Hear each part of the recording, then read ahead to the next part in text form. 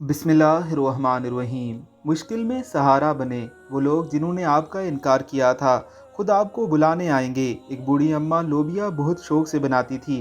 पकाने से पहले उनको साफ करती और गंदे और ख़राब दानों को पिछले सहन में फेंक देती। अच्छे दानों को पकाती, मगर जैसे ही बारिश आती गंदे और ख़राब दाने बीज बन जाते और फूट पड़ते थे। सहन हरियाली से भर जाता और ये बहुत खूबसूरत एहसास होता था। किस कदर दिलचस्प बात है, वही इंसान जिसने इनको ख़राब जानकर फेंका होता वो उन्हें देखकर खुश हो जाता और उनकी देखभाल के बाद उनका खूब फ़ायदा उठाता। बिल्कुल इसी तरह रोना नहीं, जब आपको सहन में अकेला फेंक दिया जाए उस वक्त भी नहीं रोना। जब आपको रिजेक्ट कर दिया जाए उस वक्त भी नहीं रोना। जब आपको कमतर साबित कर रहे हों कोई बोझ समझे, कोई बहुत गया गुजरा जाने, भले से कोई एहसास दिलाए कि ये माजी की गलतियों का भुगतान है।